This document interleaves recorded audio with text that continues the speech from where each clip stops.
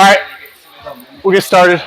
Thanks for coming out. We're going to do mount attacks today. The next few weeks, we're going to work on controls from like mount, and then we're going to go into side control variations. So we'll do a traditional side control. We'll do like a cross side or kind of judo side control, and we'll do crucifix from the top side crucifix. So that's going to be the 3 weeks after this one.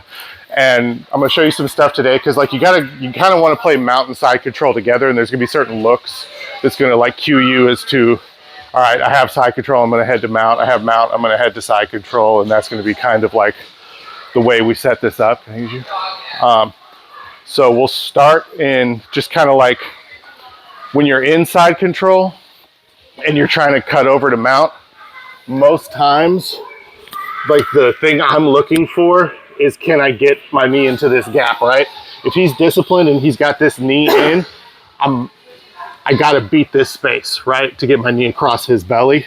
So when guys do this, the big thing I like to do is I like to use it to, like I'm gonna set up a cradle, right? And it turns his knee away. And then I can go cradle series, but we'll get into that down the road.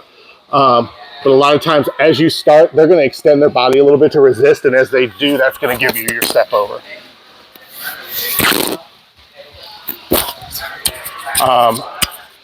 So real simple, like you've passed, maybe you set your side control. He throws the leg up because he's disciplined. I'm just going to get my elbow low, drive him away, let him react, step over into mount.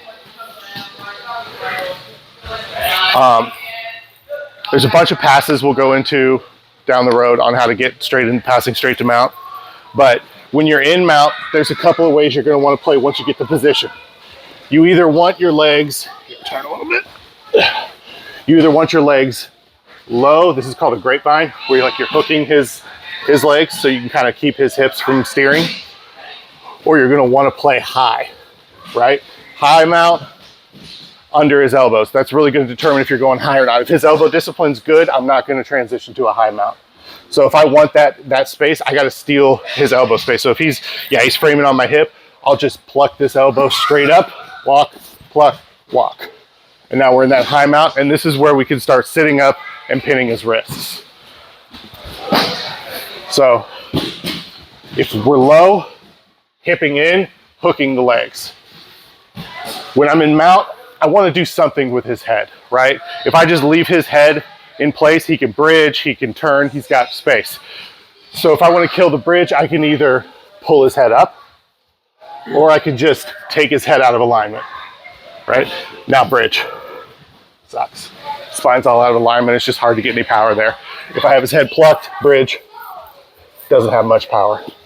So if he's got his head, he can put his head to the ground, bridge, now I'm going, right? So something with the head, pick it up, pluck it, something. We'll start there, just get the mount, practice getting to have him get in side control, have him put his leg up, steer him away, take the mount, and then feel this low mount, have him push on your hips a little bit, and feel the control there, and then walk up, pluck your high mount, and then from here we'll go into setups. We're gonna use like an Americana to set up our whole mount system, all right? 1, 2.